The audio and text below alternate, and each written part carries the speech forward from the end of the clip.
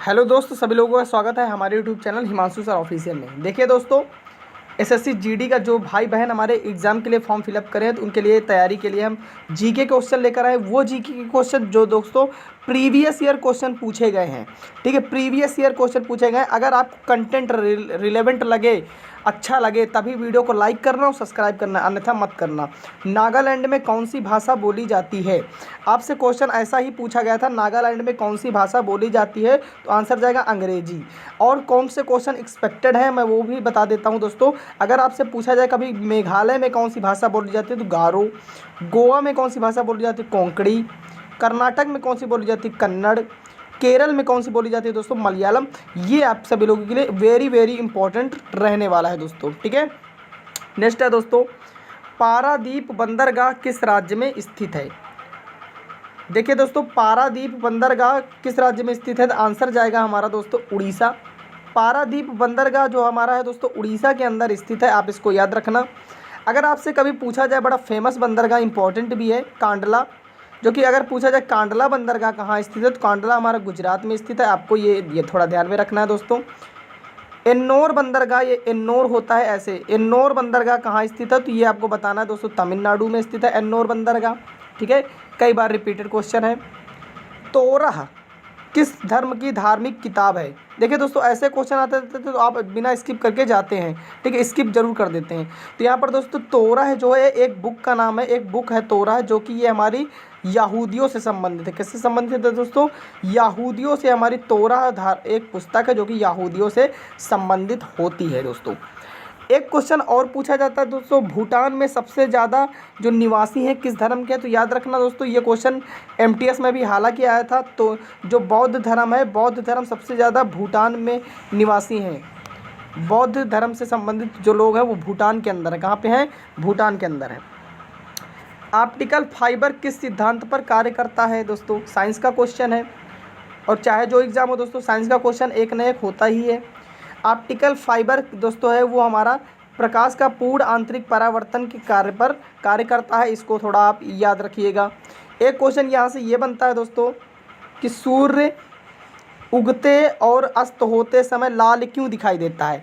तो देखिए दोस्तों, सूर्य चाहे उगे और चाहे अस्त हो दोस्तों, चाहे उगे और चाहे अस्त हो, ये लाल इसलिए दिखाई देता है प्रकाश का प्रकीर्णन की वजह से। किसकी वजह से दोस्तों? प्रकाश के प्रकीर्णन की वजह से सूर्य उगते समय या छिपते समय हल्का सा लाल दिखाई देता है ना, तो वो प्रकाश के प्रकीर्णन के कारण होता है। ये भी आप क्वेश्चन नोट कर लें। सेंचुरी प्लांट की संज्ञा किसे दी गई है दोस्तों? देखिए दोस्तों, सेंचुरी प्लांट की संज्ञा हमारे खजूर को दी गई है, यानी ऑप्शन ए बिल्कुल सही जवाब बनेगा। अगर बात करें हरा सोना किसे कहते हैं तो ये तो आप सभी जानते होंगे। हरा सोना हम चाय को कहते हैं और काला सोना हम लोग कोयला को कहते हैं। काला सोना हम लोग किसको कहते हैं दोस्त? काला सोना हम लोग कोयला को कहते हैं, ये भी थोड़ा याद रखिएगा।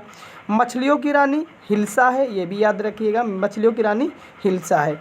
गरीबों का फल, बहुत बार सीपीओ में पूछा इसने। गरीबों का फल दोस्तों बेर है। कौन सा है? गरीबों का फल बेर होता है, ये भी थोड़ा आप याद रखिएगा।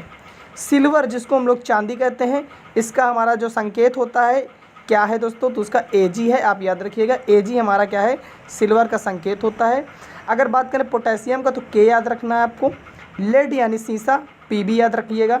टंगस्टन का काफ़ी कंफ्यूजन होता है तो याद रख लीजिएगा, कंफ्यूजन हमेशा दूर हो जाएगा। टंगस्टन का क्या होता है दोस्तों? डब्लू होता है, आप इसको थोड़ा याद रखिएगा। विलायत खां का संबंध किस वाद्य यंत्र से है? यहाँ पर का लिख गया, खा होना चाहिए। विलायत खां का संबंध दोस्तों सितार से है। किससे है? ये सितार वादक हैं। मोस्ट इंपॉर्टेंट क्वेश्चन है दोस्तों, इसको आप लिख लीजिएगा, क्योंकि वाद्य यंत्र से क्वेश्चन ना आए तो ऐसा हो ही नहीं सकता। विलायत खां का संबंध सितार वादक से, आप इसको याद कर लीजिए। ऑप्शन इंपॉर्टेंट्स हैं, हम जो जानकारी दे रहे हैं इनको दोस्तों लिख लीजिएगा।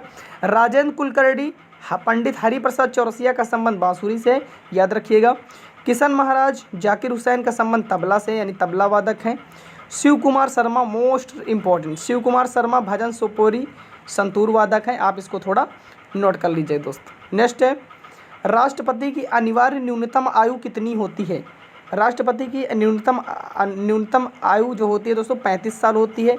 आपको मैं बताना चाहता हूं दोस्तों, आपकी जानकारी के लिए, 35 साल और किसकी होती है तो याद रखिए राज्यपाल की भी होती है 35 ही, और उपराष्ट्रपति की भी होती है दोस्त, इसको याद रखिएगा। 3 क्वेश्चन आपके यहाँ से बन गए कि उपराष्ट्रपति, राज्यपाल और राष्ट्रपति की कितनी होती है, 35 होती है दोस्त। 65 साल किसकी होती है, तो उच्चतम न्यायालय के जो न्यायाधीश की सेवानिवृत्ति की टाइम होता है तो उसकी कितनी होती है दोस्तों, उसकी होती है 65 साल। आप इसको याद रखिएगा। हालांकि इस क्वेश्चन का आंसर तुम्हारा फर्स्ट था। अगर मैं बात करूँ 30 साल किसकी होती है, तो राज्यसभा का सदस्य बनने के लिए आपकी न्यूनतम आयु 30 साल होनी चाहिए दोस्तों। नेक्स्ट है, भाजपा की स्थापना के संस्थापक कौन थे। भाजपा की जो स्थापना हुई थी उसके संस्थापक कौन है दोस्तों, आंसर जाएगा Atal Bihari Vajpayee. Atal Bihari Vajpayee is the right answer. अगर बात करें एयू हुम, तो कांग्रेस की स्थापना 1885 में जब होती है तो उसमें जो स्थापना हुई किसने की थी, एयू हुम ने की थी। ये भी आप याद रखिएगा, इतिहास का फेवरेट क्वेश्चन रहा है ये। लास्ट क्वेश्चन है दोस्तों, किस शासक को द्वितीय अशोक कहा जाता है। किस शासक को द्वितीय अशोक कहा जाता है, तो याद रखिएगा दोस्तों, कनिष्क को हम लोग द्वितीय अशोक कहते हैं। कनिष्क को हम लोग द्वितीय अशोक के नाम से जानते हैं, यानी कि बी हमारा बिल्कुल राइट जवाब बनेगा दोस्तों। ठीक है दोस्तों, आप इसको याद रखिएगा दोस्तों। ठीक है, अशोक से एक क्वेश्चन बड़ा फेमस बनता है दोस्तों कि श्रीलंका की स्थापना किसने की थी, तो श्रीलंका की स्थापना अशोक ने की थी। और श्रीलंका में ही अशोक ने अपने पुत्र और पुत्री को क्या करने, बौद्ध धर्म के प्रचार प्रसार के लिए भेजा था। बौद्ध धर्म के लिए प्रचार प्रसार के लिए इसने श्रीलंका अपने पुत्र और पुत्री को भेजा था। तो जय हिंद मेरे दोस्तों, फिर आएगी वीडियो, फिर वीडियो पर बने रहिएगा। ठीक है, जय हिंद।